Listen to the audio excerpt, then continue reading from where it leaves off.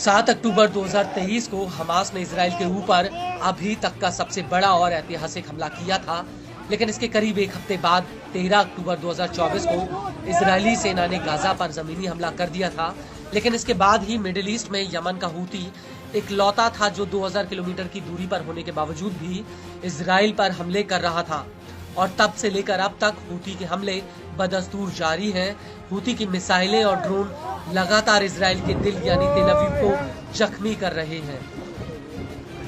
लाल सागर से शुरू हुए हूती के हमलों ने अब इजराइल को चारों तरफ से घेर रखा है और मौजूदा समय में हूती इजराइल को अपना रौद्र रूप दिखा रहा है।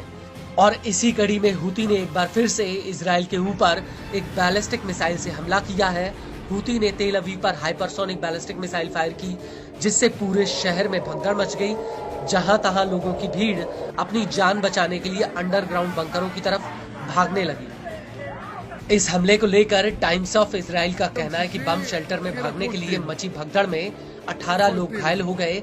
पिछले 8 दिनों में हूती ने ये 5वीं बार बैलिस्टिक मिसाइल फायर की है।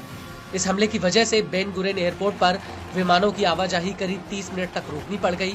इसी दौरान यूरोप से 5 विमान आ रहे थे, जिन्हें एयरपोर्ट से दूर रहने की हिदायत तक दी गई। हालांकि इस हमले को लेकर आईडीएफ का कहना है कि यमन से दागी गई एक मिसाइल को इजराइल के हवाई क्षेत्र के बाहर ही इंटरसेप्ट कर लिया गया, लेकिन इंटरसेप्टर मिसाइलों का मलबा गिरने के खतरे को देखते हुए हवाई हमलों के सायरन बजने लगे थे। इस सब के बीच आपको ये भी बता दें कि हूती के इस हमले से पहले 26 दिसंबर 2024 को इजराइल ने यमन के हूती के कई ठिकानों पर हवाई हमले किए थे। इजराइल ने यमन के सना इंटरनेशनल एयरपोर्ट पर एक हवाई हमला किया था। जिस वक्त ये हमला हुआ उस वक्त WHO के मुखिया टेड्रोस गैब्रियासिस और उनके कई सहयोगी एयरपोर्ट पर मौजूद थे। इस हमले में उनके विमान के चालक दल में से एक सदस्य घायल हुआ, जबकि 2 लोगों की मौत हो गई। यह जानकारी UN न्यूज ने दी है।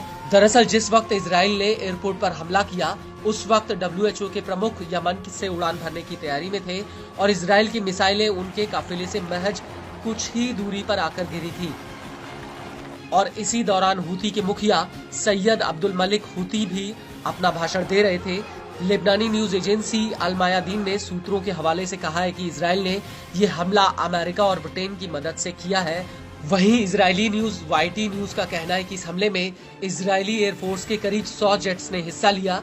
न्यूज एजेंसी के मुताबिक इजराइल का हूती पर यह अभी तक का सबसे बड़ा हमला है। इस हमले में सना एयरपोर्ट का कंट्रोल टावर निष्क्रिय हो गया। इसके अलावा वहां खड़े कई विमानों को नुकसान हुआ। इस हमले को लेकर PM नेतन्याहू ने भी कहा कि जब तक हूती का निपटारा नहीं हो जाता तब तक हमले जारी रहेंगे।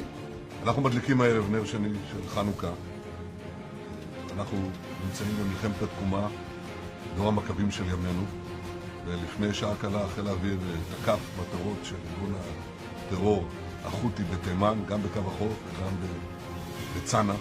אנחנו נחושים לגדוע את זרוע הטרור הזה של ציר הרשע של איראן.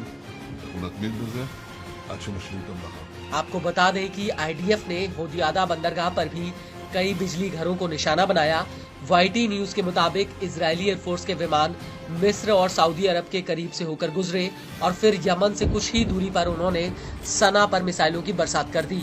इस हमले को लेकर सऊदी की न्यूज एजेंसी अल हदथ TV का कहना है कि राजधानी सना के 7 शहरों पर हमला किया गया, जिसमें तेल डिपोज पर भी हमले हुए। वहीं न्यूज एजेंसी अल मायादीन का कहना है कि इजराइल ने यमन में नागरिक ठिकानों को निशाना बनाया है।